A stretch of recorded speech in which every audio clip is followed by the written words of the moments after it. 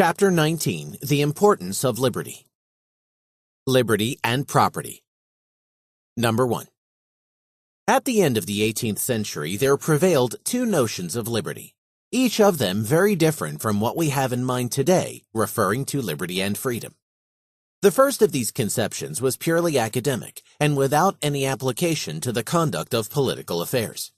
It was an idea derived from the books of the ancient authors, the study of which was then the sum and substance of higher education.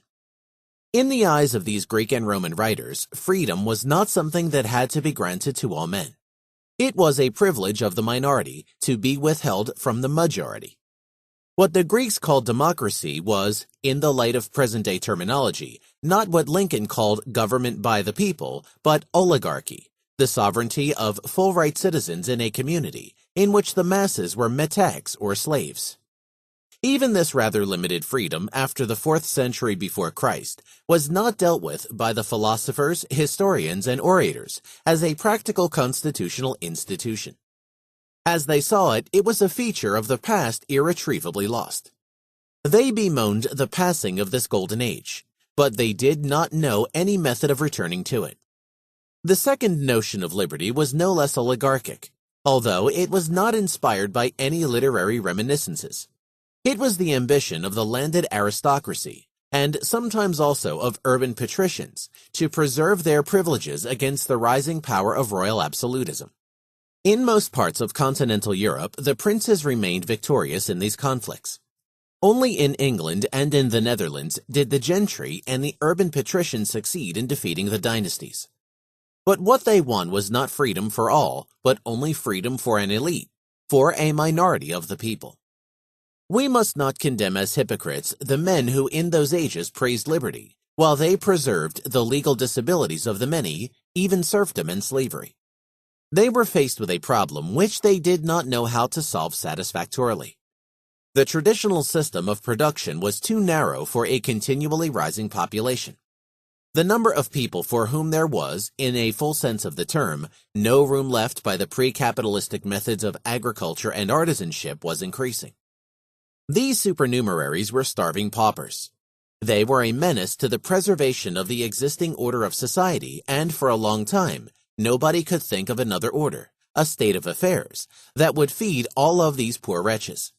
There could not be any question of granting them full civil rights, still less of giving them a share of the conduct of affairs of state. The only expedient the rulers knew was to keep them quiet by resorting to force. Number 2. The pre-capitalistic system of product was restrictive. Its historical basis was military conquest. The victorious kings had given the land to their paladins. These aristocrats were lords in the literal meaning of the word, as they did not depend on the patronage of consumers buying or abstaining from buying on a market. On the other hand, they themselves were the main customers of the processing industries, which, under the guild system, were organized on a corporative scheme. This scheme was opposed to innovation. It forbade deviation from the traditional methods of production. The number of people for whom there were jobs even in agriculture or in the arts and crafts was limited. Under these conditions, many a man, to use the words of Malthus, had to discover that, at nature's mighty feast, there is no vacant cover for him, and that she tells him to be gone. But some of these outcasts nevertheless managed to survive, begot children, and made the number of destitute grow hopelessly more and more. But then came capitalism. It is customary to see the radical innovations that capitalism brought about in the substitution of the mechanical factory for the more primitive and less efficient methods of the artisans' shops. This is a rather superficial view.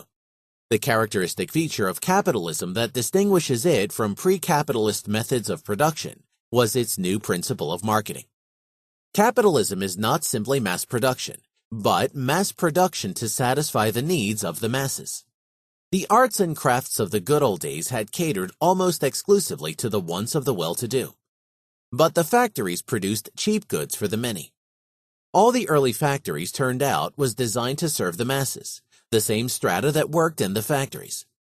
They served them either by supplying them directly or indirectly by exporting, and thus providing for them foreign food and raw materials.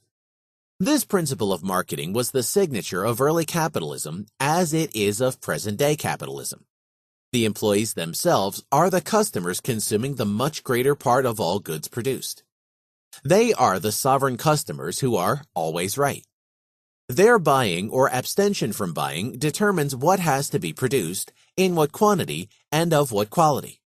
In buying what suits them best, they make some enterprises profit and expand, and make other enterprises lose money and shrink. Thereby, they are continually shifting control of the factors of production into the hands of those businessmen who are most successful in filling their wants. Under capitalism, private property of the factors of production is a social function. The entrepreneurs, capitalists, and landowners are mandataries, as it were, of the consumers, and their mandate is revocable. In order to be rich, it is not sufficient to have once saved and accumulated capital. It is necessary to invest it again and again in those lines in which it best fills the wants of the consumers. The market process is a daily repeated plebiscite, and it ejects inevitably from the ranks of profitable people those who do not employ their property according to the orders given by the public. But business, the target of fanatical hatred on the part of all contemporary governments and self-styled intellectuals, acquires and preserves bigness only because it works for the masses. The plants that cater to the luxuries of the few never attain big size. The shortcoming of 19th century historians and politicians was that they failed to realize that the workers were the main consumers of the products of industry. In their view, the wage earner was a man toiling for the sole benefit of a parasitic leisure class. They labored under the delusion that the factories had impaired the lot of the manual workers. If they had paid any attention to statistics, they would easily have discovered the fallaciousness of their opinion. Infant mortality dropped, the average length of life was prolonged, the population multiplied, and the average common man enjoyed amenities of which even the well-to-do of earlier ages did not dream. However, this unprecedented enrichment of the masses were merely a byproduct of the Industrial Revolution. Its main achievement was the transfer of economic supremacy from the owners of land to the totality of the population. The common man was no longer a drudge who had to be satisfied with the crumbs that fell from the tables of the rich. The three pariah castes which were characteristic of the pre-capitalistic ages, the slaves, the serfs, and those people whom patristic and scholastic authors, as well as British legislation from the 16th to the 19th centuries, refer to as the poor, disappeared. Their scions became, in this new setting of business, not only free workers, but also customers. This radical change was reflected in the emphasis laid by business on markets. What business needs first of all is markets, and again markets. This was the watchword of capitalistic enterprise. Markets, that means patrons, buyers, consumers. There is under capitalism one way to wealth, to serve the consumer better and cheaper than other people do. Within the shop and factory, the owner, or in the corporations, the representative of the shareholders, the president, is the boss. But this mastership is merely apparent and conditional. It is subject to the supremacy of the consumers. The consumer is king, is the real boss, and the manufacturer is done for if he does not outstrip his competitors in best serving consumers. It was this great economic transformation that changed the face of the world. It very soon transferred political power from the hands of a privileged minority into the hands of the people. Adult franchise followed in the wake of industrial enfranchisement. The common man to whom the market process had given the power to choose the entrepreneur and capitalists acquired the analogous power in the field of government. He became a voter.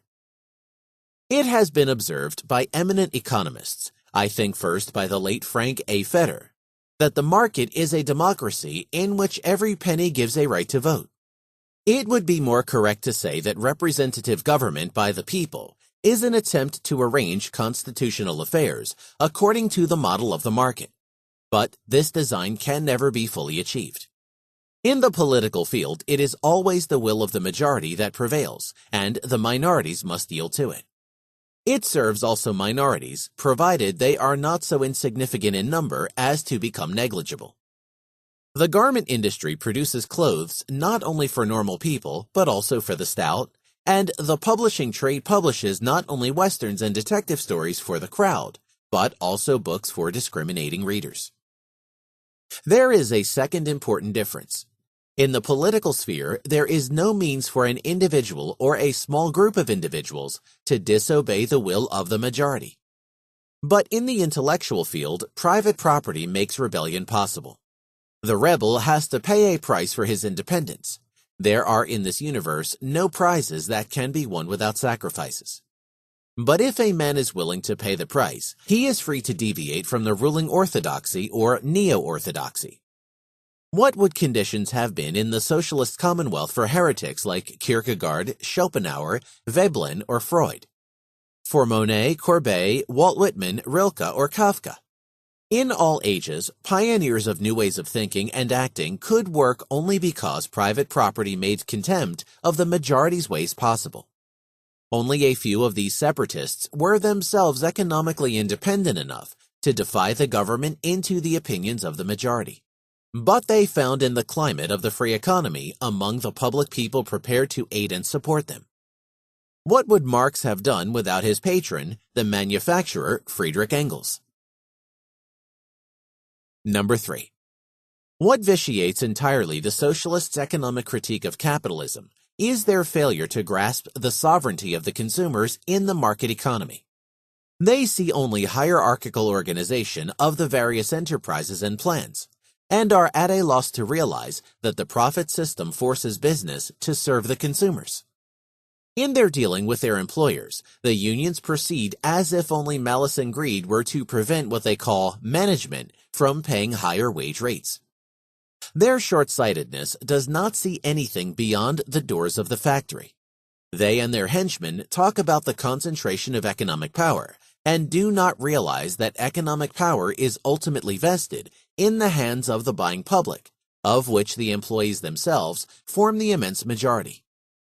Their inability to comprehend things as they are is reflected in such inappropriate metaphors as industrial kingdom and dukedoms.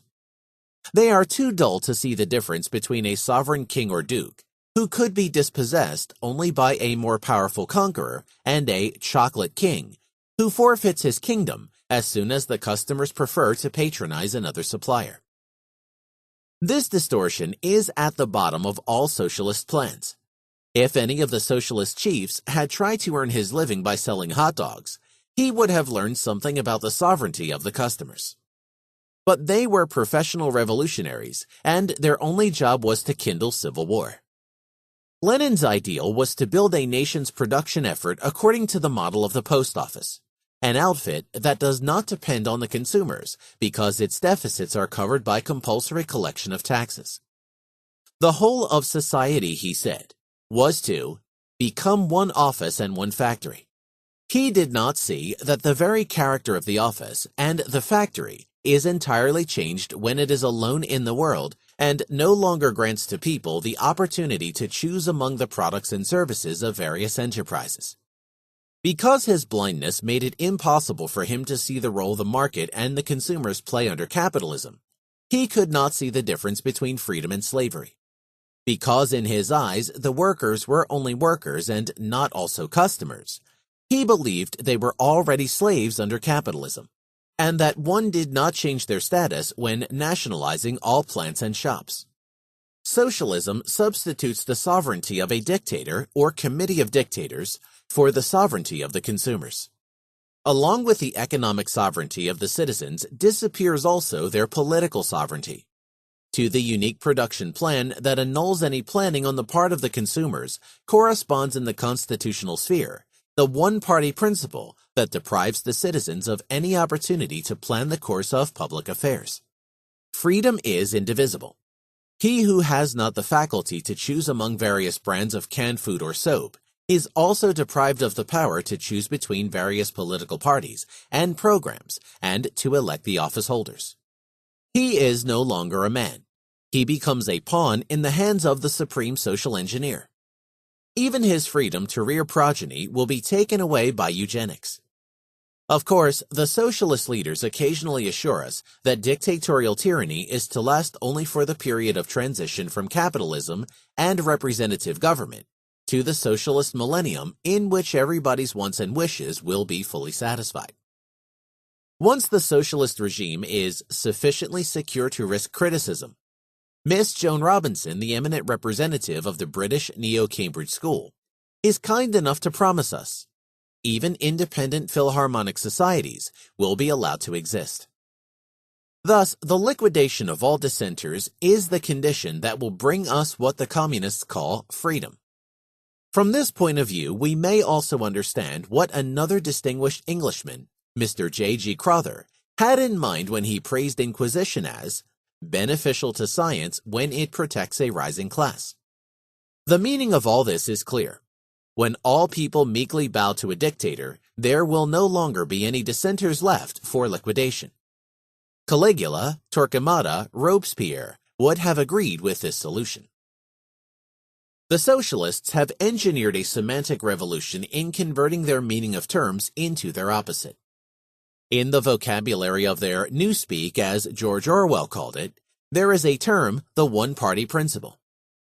Now, etymologically, party is derived from the noun part. The brotherless part is no longer different from its antonym, the whole. It is identical with it. A brotherless party is not a party, and the one-party principle is in fact a no-party principle.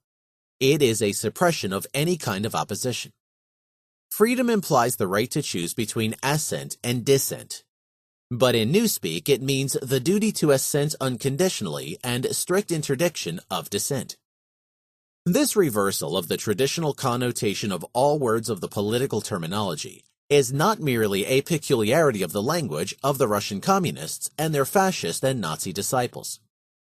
The social order that, in abolishing private property, deprives the consumers of their autonomy and independence, and thereby subjects every man to the arbitrary discretion of the Central Planning Board, could not win the support of the masses if they were not to camouflage its main character. The socialists would have never duped the voters if they had openly told them that their ultimate end is to cast them into bondage. For exoteric use, they were forced to pay lip service to the traditional appreciation of liberty. Number 4. It was different in the esoteric discussions among the inner circles of the Great Conspiracy. There, the initiated did not dissemble their intentions concerning liberty. Liberty was, in their opinion, certainly a good feature in the past in the frame of bourgeois society, because it provided them with the opportunity to embark on their schemes. But once socialism has triumphed, there is no longer any need for free thought and autonomous action on the part of individuals. Any further change can only be a deviation from the perfect state that mankind has attained in reaching the bliss of socialism. Under such conditions, it would be simply lunacy to tolerate dissent. Liberty, says the Bolshevist, is a bourgeois prejudice. The common man does not have any ideas of his own. He does not write books, does not hatch heresies, and does not invent new methods of production. He just wants to enjoy life. He has no use for the class interests of the intellectuals who make a living as professional dissenters and innovators. This is certainly the most arrogant disdain of the plain citizen ever devised. There is no need to argue this point, for the question is not whether or not the common man can himself take advantage of the liberty to think, to speak, and to write books. The question is whether or not the sluggish routinist profits from the freedom granted to those who eclipse him in intelligence and willpower. The common man may look with indifference and even contempt upon the dealings of better people, but he is delighted to enjoy all the benefits which the endeavors of his innovators put at his disposal. He has no comprehension of what in his eyes is merely inane hair-splitting. But as soon as these thoughts and theories are utilized by enterprising businessmen for satisfying some of his latent wishes, he hurries to acquire the new products. The common man is without doubt the main beneficiary of all the accomplishments of modern science and technology. It is true, a man of average intellectual abilities has no chance to rise to the rank of a captain of industry. but the sovereignty that the market assigns to him in economic affairs stimulates technologists and promoters to convert to his use all the achievements of scientific research. Only people whose intellectual horizon does not extend beyond the internal organization of the factory, and who do not realize what makes the businessmen run, fail to notice this fact. The admirers of the Soviet system tell us again and again that freedom is not the supreme good. It is not worth having if it implies poverty. To sacrifice it in order to attain wealth for the masses is in their eyes fully justified. But for a few unruly individualists who cannot adjust themselves to the ways of regular fellows, all people in Russia are perfectly happy. We may leave it undecided whether this happiness was also shared by the millions of Ukrainian peasants who died from starvation, by the inmates of the forced labor camps, and by the Marxian leaders who were purged. But we cannot pass over the fact that the standard of living was incomparably higher in the free countries of the West than in the communist East. In giving away liberty as the price to be paid for the acquisition of prosperity, the Russians made a poor bargain. They now have neither the one nor the other. Number 5. Romantic philosophy labored under the illusion that in the early ages of history, the individual was free, and that the course of historical evolution deprived him of his primordial liberty. As Jean-Jacques Rousseau saw it, nature accorded men freedom and society enslaved him. In fact, primeval man was at the mercy of every fellow who was stronger and therefore could snatch away from him the scarce means of subsistence. There is in nature nothing to which the name of liberty could be given. The concept of freedom always refers to social relations between men. True, society cannot realize the illusory concept of the individual's absolute independence. Within society, everyone depends on what other people are prepared to contribute to his well-being, in return for his own contribution to their well-being. Society is essentially the mutual exchange of services. As far as individuals have the opportunity to choose, they are free. If they are forced by violence or threat of violence to surrender to the terms of an exchange, no matter how they feel about it, they lack freedom. This slave is unfree precisely because the master assigns him his tasks and determines what he has to receive if he fulfills it. As regards the social apparatus of repression and coercion, the government, there cannot be any question of freedom. Government is essentially the negation of liberty. It is the recourse to violence or threat of violence in order to make all people obey the orders of the government, whether they like it or not. As far as the government's jurisdiction extends, there is coercion, not freedom. Government is a necessary institution, the means to make the social system of cooperation work smoothly without being disturbed by violent acts on the part of gangsters, whether of domestic or of foreign origin. Government is not, as some people like to say, a necessary evil. It is not an evil, but a means, the only means available to make peaceful human coexistence possible. But it is the opposite of liberty. It is beating, imprisoning, hanging. Whatever a government does, it is ultimately supported by the actions of armed constables. If the government operates a school or a hospital, the funds required are collected by taxes, i.e. by payments extracted from the citizens. If we take into account the fact that, as human nature is, there can neither be civilization nor peace without the functioning of the government apparatus of violent action, we may call government the most beneficial human institution. But the fact remains that government is repression, not freedom. Freedom is to be found only in the sphere in which government does not interfere. Liberty is always freedom from the government. It is the restriction of the government's interference. It prevails only in the fields in which the citizens have the opportunity to choose the way in which they want to proceed. Civil rights are the statutes that precisely circumscribe the sphere in which the men conducting the affairs of state are permitted to restrict the individual's freedom to act. The ultimate end that men aim at by establishing government is to make possible the operation of a definite system of social cooperation under the principle of the division of labor. If the social system which people want to have is socialism, communism, planning, there is no sphere of freedom left. All citizens are in every regard subject to orders of the government. The state is a total state. The regime is totalitarian. The government alone plans and forces everybody to behave according with this unique plan. In the market economy, the individuals are free to choose the way in which they want to integrate themselves into the frame of social cooperation. As far as the sphere of market exchange extends, there is spontaneous action on the part of individuals.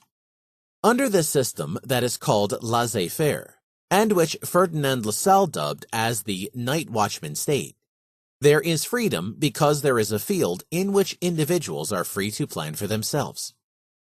The socialists must admit there cannot be any freedom under a socialist system, but they try to obliterate the difference between the servile state and economic freedom by denying that there is any freedom in the mutual exchange of commodities and services on the market. Every market exchange is, in the words of a school of pro-socialist lawyers, a coercion over other people's liberty. There is, in their eyes, no difference worth mentioning between a man's paying a tax or a fine imposed by a magistrate, or his buying a newspaper or admission to a movie. In each of these cases, the man is subject to governing power.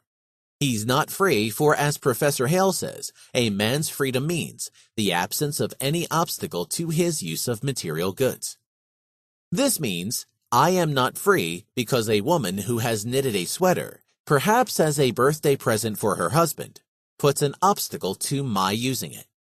I myself am restricting all other people's freedom because I object to their using my toothbrush. In doing this, I am, according to this doctrine, exercising private governing power, which is analogous to public government power, the powers that the government exercises in imprisoning a man in Sing Sing. Those expounding this amazing doctrine consistently conclude that liberty is nowhere to be found. They assert that what they call economic pressures do not essentially differ from the pressures the masters practice with regard to their slaves. They reject what they call private governmental power, but they don't object to the restriction of liberty by public government power. They want to concentrate all what they call restrictions of liberty in the hands of the government. They attack the institution of private property and the laws that, as they say, stand ready to enforce property rights. That is, to deny liberty to anyone to act in a way which violates them. A generation ago, all housewives prepared soup by proceeding in accordance with the recipes that they had got from their mothers or from a cookbook. Today, many housewives prefer to buy a canned soup, to warm it and to serve it to their family. But, say our learned doctors, the canning corporation is in a position to restrict the housewife's freedom, because in asking a price for the tin can, it puts an obstacle to her use of it. People who did not enjoy the privilege of being tutored by these eminent teachers would say that the canned product was turned out by the cannery, and that the corporation in producing it removed the greatest obstacle to a consumer's getting and using a can, vis-a-vis its non-existence. The mere essence of a product cannot gratify anybody without its existence. But they are wrong, says the doctors. The corporation dominates the housewife. It destroys by its excessive concentrated power over her individual freedom, and it is the duty of the government to prevent such a gross offense. Corporations, say, under the auspices of the Ford Foundation, another of this group, Professor Burl, must be subjected to the control of the government. Why does our housewife buy the canned product rather than cling to the methods of her mother and grandmother? No doubt because she thinks this way of acting is more advantageous for her than the traditional custom. Nobody forced her. There were people, they are called jobbers, promoters, capitalists, speculators, stock exchange gamblers, who had the idea of satisfying a latent wish of millions of housewives by investing in the cannery industry. And there are other equally selfish capitalists who in many hundreds of other corporations provide consumers with many hundreds of other things. The better a corporation serves the public, the more customers it gets, the bigger it grows. Go into the home of the average American family, and you will see for whom the wheels of the machines are turning. In a free country, nobody is prevented from acquiring riches by serving the consumers better than they are served already. What he needs is only brains and hard work. Modern civilization, nearly all civilization, said Edwin Kennan, the last in a long line of eminent British economists, is based on the principle of making things pleasant for those who please the market and unpleasant for those who fail to do so. All this talk about the concentration of economic power is vain. The bigger a corporation is, the more people it serves. The more does it depend on pleasing the consumers, the many, the masses. Economic power in the market economy is in the hands of the consumers. Capitalistic business is not perseverance in the once attained state of production. It is rather ceaseless innovation, daily repeated attempts to improve the provision of the consumers by new, better, and cheaper products. Any actual state of production activities is merely transitory. There prevails incessantly the tendency to supplant what is already achieved by something that serves the consumers better. There is consequently under capitalism a continuous circulation of elites. What characterizes the men whom one calls the captains of industry is the ability to contribute new ideas and to put them to work.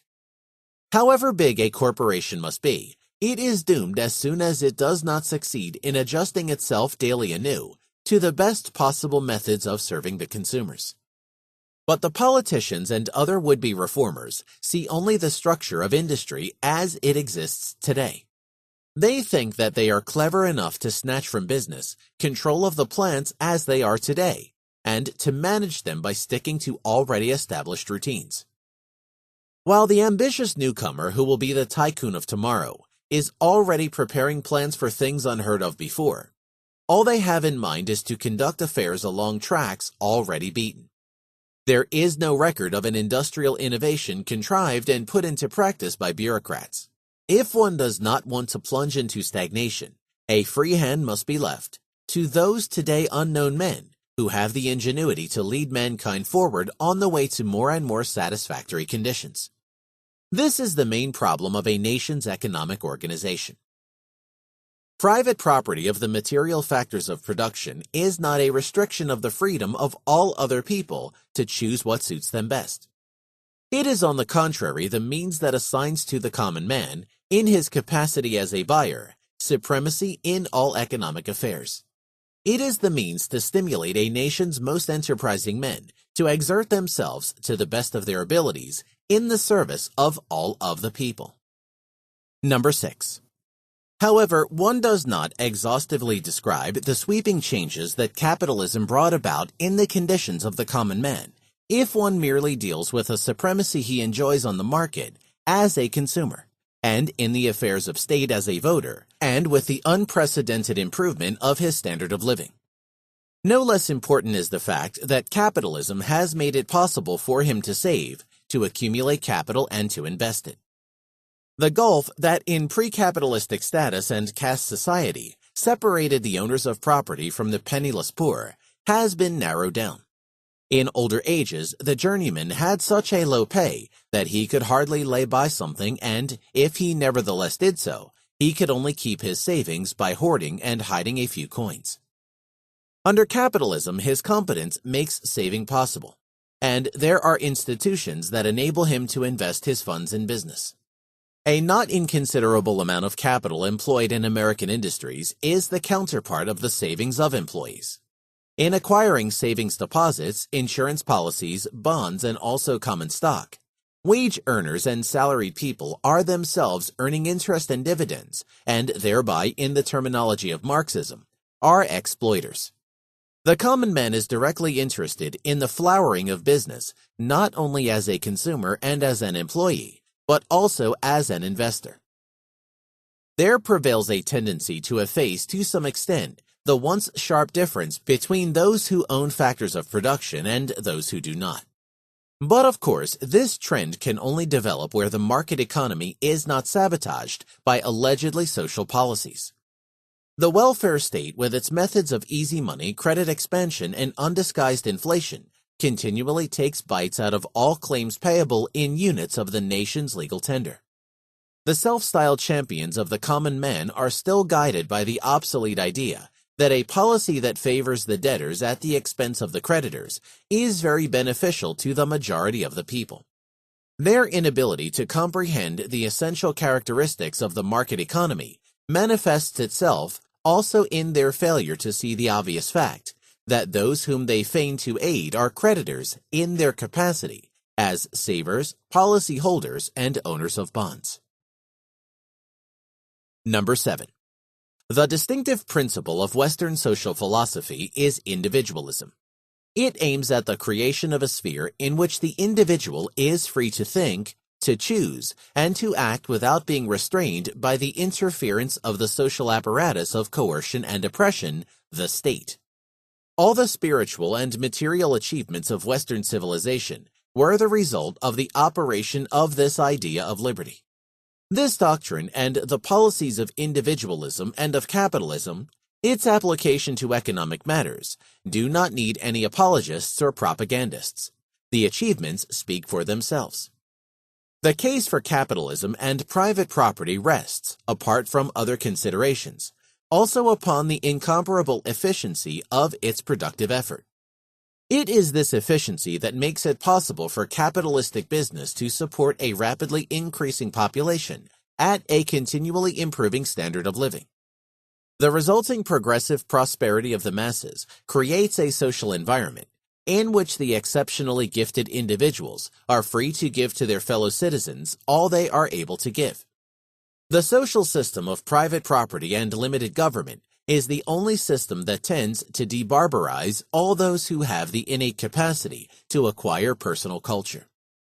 It is a gratuitous pastime to belittle the material achievements of capitalism by observing that there are things that are more essential for mankind than bigger and speedier motor cars, and homes equipped with central heating, air conditioning, refrigerators, washing machines, and television sets. There certainly are such higher and nobler pursuits. But they are higher and nobler precisely because they cannot be aspired to by any external effort, but require the individual's personal determination and exertion. Those leveling this reproach against capitalism display a rather crude and materialistic view in assuming that moral and spiritual culture could be built either by the government or by the organization of production activities. All that these external factors can achieve in this regard is to bring about an environment and a competence which offers the individuals the opportunity to work at their own personal perfection and edification. It is not the fault of capitalism that the masses prefer a boxing match to a performance of Sophocles' Antigone, jazz music to Beethoven's symphonies, and comics to poetry. But it is certain that while pre-capitalistic conditions, as they still prevail in the much greater part of the world, makes these good things accessible only to a small minority of people, capitalism gives to the many a favorable chance of striving after them. From whatever angle one may look at capitalism, there is no reason to lament the passing of the allegedly good old days. Still less is it justified to long for the totalitarian utopias, whether of the Nazi or of the Soviet type. We are inaugurating tonight the 9th meeting of the Mont Pelerin Society. It is fitting to remember on this occasion that meetings of this kind, in which opinions opposed to those of the majority of our contemporaries and to those of their governments, are advanced and are possible only in the climate of liberty and freedom. That is the most precious mark of Western civilization. Let us hope that this right to dissent will never disappear. Money, method, and the market process.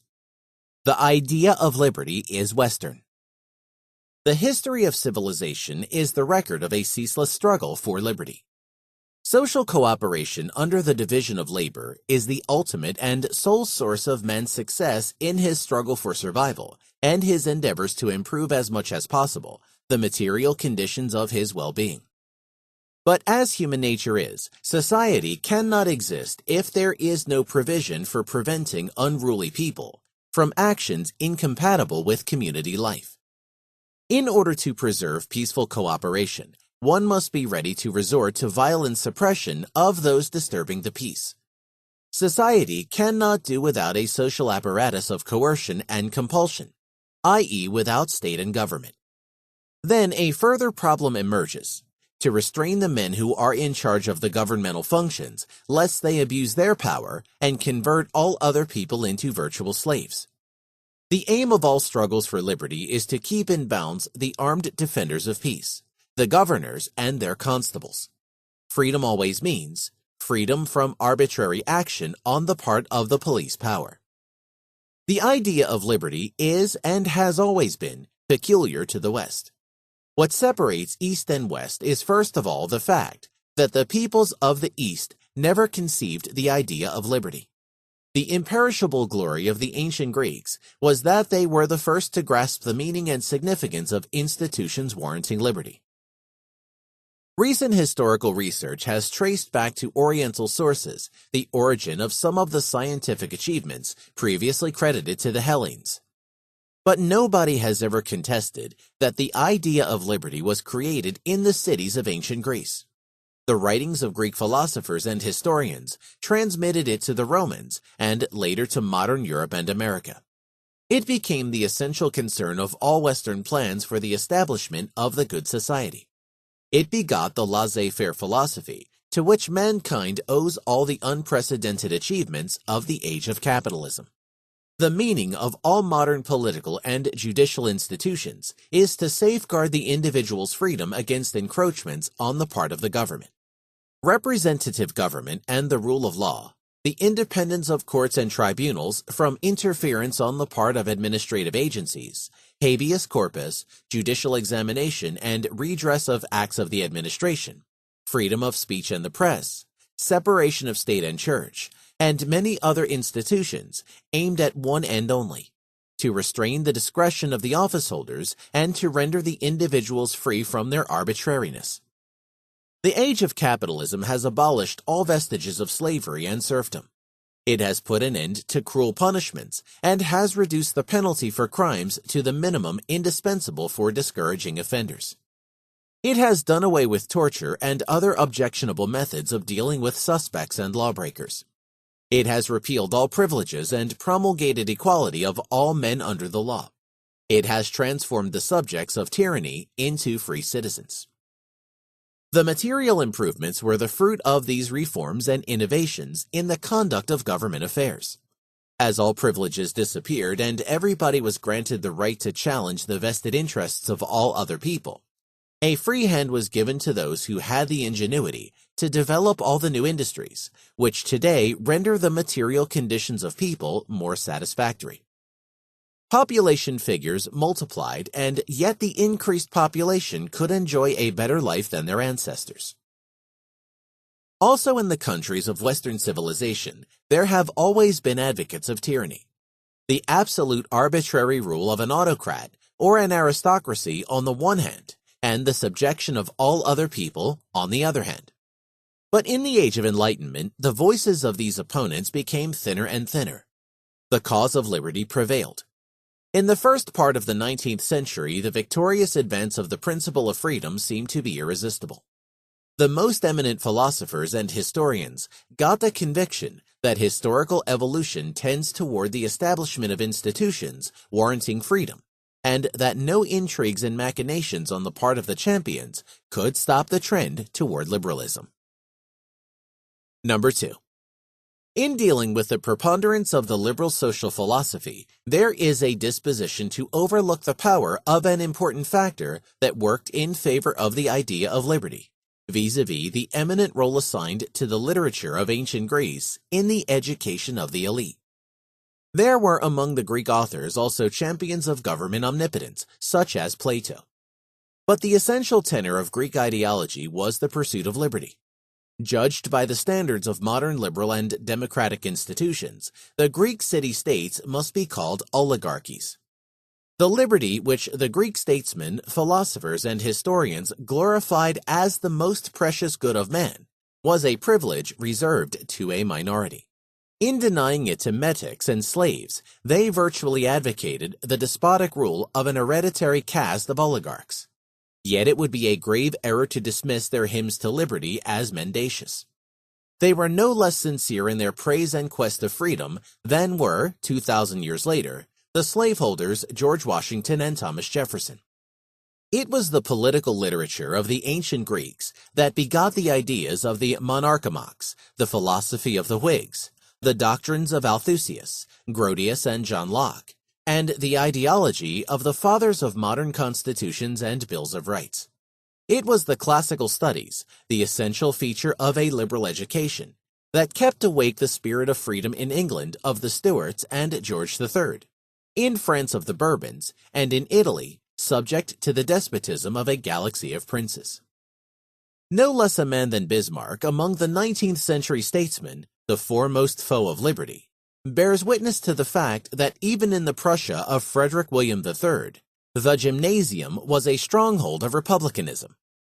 The passionate endeavors to eliminate the classical studies from the curriculum of the liberal education, and thus virtually to destroy its very character, were one of the major manifestations of the revival of the servile ideology. It is a fact that 100 years ago, only a few people anticipated the overpowering momentum which the anti-liberal ideas were destined to acquire in a very short time. The ideal of liberty seemed to be so firmly rooted that everybody thought that no reactionary movement could ever succeed in eradicating it. It is true, it would have been a hopeless venture to attack freedom openly, and to advocate unfeignedly a return to subjection and bondage. But anti-liberalism got a hold of people's minds, camouflaged as superliberalism, as the fulfillment and consummation of the very ideas of freedom and liberty. It came disguised as socialism, communism, and planning. No intelligent man could fail to recognize that what the socialists, communists, and planners were aiming at was the most radical abolition of the individual's freedom and the establishment of government omnipotence. Yet the immense majority of the socialist intellectuals were convinced that in fighting for socialism, they were fighting for freedom. They called themselves left-wingers and Democrats, and nowadays they are even claiming for themselves the epithet liberals.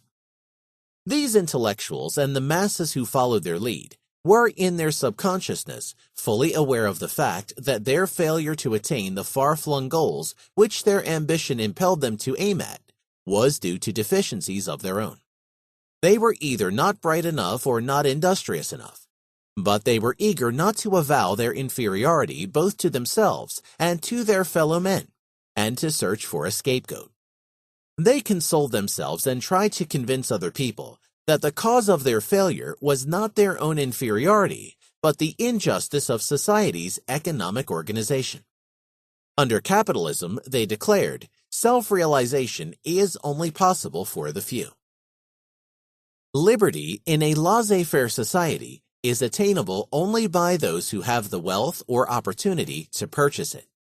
Hence, they concluded, the state must interfere in order to realize social justice.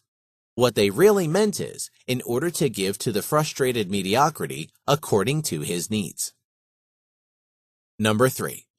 As long as the problems of socialism were merely a matter of debates, people who lack clear judgment and understanding could fall prey to the illusion that freedom could be preserved even under a socialist regime.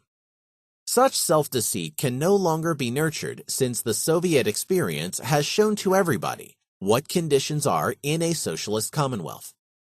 Today, the apologists of socialism are forced to distort facts and to misrepresent the manifest meaning of words when they want to make people believe in the compatibility of socialism and freedom. The late Professor Lasky, a self-styled non-communist or even anti-communist, told us that, no doubt in Soviet Russia a communist has a full sense of liberty. No doubt also he has a keen sense that liberty is denied him in fascist Italy. The truth is that a Russian is free to obey all the orders issued by the great dictator. But as soon as he deviates 1/100th of an inch from the correct way of thinking as laid down by the authorities, he is mercilessly liquidated. All those politicians, office holders, authors, musicians, and scientists who were purged were, to be sure, not anti-communists. They were, on the contrary, fanatical communists, party members in good standing, whom the supreme authorities, in due recognition of their loyalty to the Soviet creed, had promoted to high positions. The only offense they had committed was that they were not quick enough in adjusting their ideas, policies, books, or compositions to the latest changes in the ideas and tastes of Stalin. It is difficult to believe that these people had a full sense of liberty, if one does not attach to the word liberty a sense which is precisely the contrary of the sense which all people always used to attach to it. Fascist Italy was certainly a country in which there was no liberty. It had adopted the notorious Soviet pattern of the one-party principle, and accordingly suppressed all dissenting views. Yet there was still a conspicuous difference between the Bolshevik and the fascist application of this principle. For instance, there lived in Fascist Italy a former member of the parliamentary group of communist deputies who remained loyal unto his death to his communist tenets, Professor Antonio Graziade. He regularly received the pension which he was entitled to claim as Professor Emeritus, and he was free to write and to publish, with the most eminent Italian publishing firms, books which were orthodox Marxian. His lack of liberty was certainly less rigid than that of the Russian communists, who, as Professor Lasky chose to say, no doubt, have a full sense of liberty. Professor Lasky took pleasure in repeating the truism that liberty in practice always means liberty within law. He went on saying that the law always aims at the conference of security upon a way of life which is deemed satisfactory by those who dominate the machinery of state. This is a correct description of the laws of a free country, if it means that the law aims at protecting society against conspiracies intent upon kindling civil war and upon overthrowing the government by violence. But it is a serious misstatement when Professor Lasky adds that in a capitalistic society, an effort on the part of the poor to alter in a radical way the property rights of the rich at once throws the whole scheme of liberties into jeopardy. Take the case of the great idol of Professor Lasky and all his friends, Karl Marx.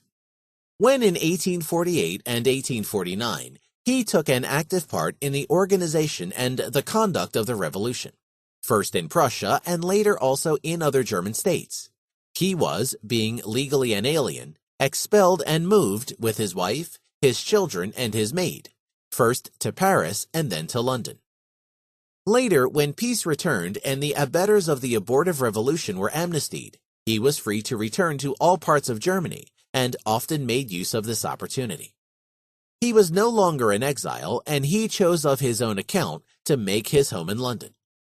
Nobody molested him when he founded in 1864 the International Workingmen's Association, a body whose avowed sole purpose it was to prepare the Great World Revolution. He was not stopped when, on behalf of this association, he visited various continental countries. He was free to write and to publish books and articles which, to use the words of Professor Lasky, were certainly an effort to alter in a radical way the property rights of the rich. And he died quietly in his home, 41 Maitland Park Road, on March 14, 1883. Or take the case of the British Labour Party. Their effort to alter in a radical way the property rights of the rich was, as Professor Lasky knew very well, not hindered by any action incompatible with the principle of liberty. Marx, the dissenter, could at ease live, write, and advocate revolution in Victorian England, just as the Labour Party could at ease engage in all political activities in post-Victorian England. In Soviet Russia, not the slightest opposition is tolerated. This is what the difference between liberty and slavery means. Number 4. The critics of the legal and constitutional concept of liberty and the institutions devised for its practical realization are right in their assertion that freedom from arbitrary action on the part of the office holders is in itself not yet sufficient to make an individual free. But in emphasizing this indisputable truth, they are running against open doors. For no advocate of liberty ever contended that to restrain the arbitrariness of officialdom is all that is needed to make the citizens free. What gives to the individuals as much freedom as is compatible with life in society is the operation of the market system. The constitutions and bills of rights do not create freedom. They merely protect the freedom that the competitive economic system grants to the individuals against encroachments on the part of the police power. In the market economy, people have the opportunity to strive after the station they want to attain in the structure of the social division of labor. They are free to choose the vocation in which they plan to serve their fellow men. In a planned economy, they lack this right. Here the authorities determine each man's occupation. The discretion of the superiors promotes a man to a better position or denies him such promotion. The individual entirely depends on the good graces of those in power. But under capitalism, everybody is free to challenge the vested interests of everybody else. If he thinks that he has the ability to supply the public better or more cheaply than other people do, he may try to demonstrate his efficiency. Lack of funds cannot frustrate his projects. For the capitalists are always in search of men who can utilize their funds in the most profitable way. The outcome of his business activities depends alone on the conduct of the consumers who buy what fits them best. Neither does the wage earner depend on the employer's arbitrariness. An entrepreneur who fails to hire those workers who are best fitted for the job concerned and to pay them enough to prevent them from taking another job is penalized by a reduction of net revenue. The employer does not grant to his employees a favor. He hires them as an indispensable means for the success of his business, in the same way in which he buys raw materials and factory equipment. The worker is free to find the employment which suits him best. The process of social selection that determines each individual's position and income is continuously going on in the capitalist society. Great fortunes are shrinking and finally melting away completely, while other people born in poverty ascend to eminent positions and considerable incomes. Where there are no privileges and governments do not grant protection to vested interests threatened by the superior efficiency of newcomers, those who have acquired wealth in the past are forced to acquire it every day anew in competition with all other people. Within the framework of social cooperation under the division of labor, everybody depends on the recognition of his services on the part of the buying public, of which he himself is a member. Everybody in buying or abstaining from buying is a member of the Supreme Court, which assigns to all people, and thereby also to himself, a definite place in society. Everybody is instrumental in the process that assigns to some people a higher and to others a smaller income. Everybody is free to make a contribution which his fellow men are prepared to reward by the allocation of a higher income. Freedom under capitalism means not to depend more on other people's discretion than these others depend on one's own. No other freedom is conceivable where production is performed under the division of labor, and there is no perfect economic autarky of everybody. There is need to stress the point that the essential argument advanced in favor of capitalism and against socialism is not the fact that socialism must necessarily abolish all vestiges of freedom and convert all people into slaves of those in power. Socialism is unrealizable as an economic system because a socialist society would not have any possibility of resorting to economic calculation. This is why it cannot be considered as a system of society's economic organization. It is a means to disintegrate social cooperation and to bring about poverty and chaos. Number 5. In dealing with the liberty issue, one does not refer to the essential economic problem of the antagonism between capitalism and socialism. One rather points out that Western man, as different from the Asiatics, is entirely a being adjusted to life in freedom and formed by life in freedom. The civilizations of China, Japan, India, and the Mohammedan countries of the Near East, as they existed before these nations became acquainted with Western ways of life, certainly cannot be dismissed as barbarism. These peoples, already many hundreds, even thousands of years ago, brought about marvelous achievements in the industrial arts, in architecture, in literature and philosophy, and in the development of educational institutions. They founded and organized powerful empires. But then their effort was arrested, their cultures became numb and torpid, and they lost the ability to cope successfully with economic problems. Their intellectual and artistic genius withered away. Their artists and authors bluntly copied traditional patterns. Their theologians, philosophers, and lawyers indulged in unvarying exegesis of old works. The monuments erected by their ancestors crumbled. Their empires disintegrated. Their citizens lost vigor and energy and became apathetic in the face of progressing decay and impoverishment. The ancient works of Oriental philosophy and poetry can compare with the most valuable works of the West. But for many centuries, the East has not generated any book of importance. The intellectual and literary history of modern ages hardly records any name of an Oriental author. The East has no longer contributed anything to the intellectual effort of mankind. The problems and controversies that agitated the West remained unknown to the East. In Europe, there was commotion. In the East, there was stagnation, indolence, and indifference. The reason is obvious. The East lacked the primordial thing, the idea of freedom from the state. The East never raised the banner of freedom. It never tried to stress the rights of the individual against the power of the rulers. It never called into question the arbitrariness of the despots. And first of all, it never established the legal framework that would protect the private citizen's wealth against confiscation on the part of the tyrants. On the contrary, deluded by the idea that the wealth of the rich is the cause of the poverty of the poor, all people approved of the practice of the governors of expropriating successful businessmen. Thus, big-scale capital accumulation was prevented, and the nations had to miss all those improvements that require considerable investment of capital. No bourgeoisie could develop, and consequently there was no public to encourage and to patronize authors, artists, and inventors. To the sons of the people, all roads toward personal distinction were closed but one. They could try to make their way in serving the princes. Western society was a community of individuals who could compete for the highest prizes.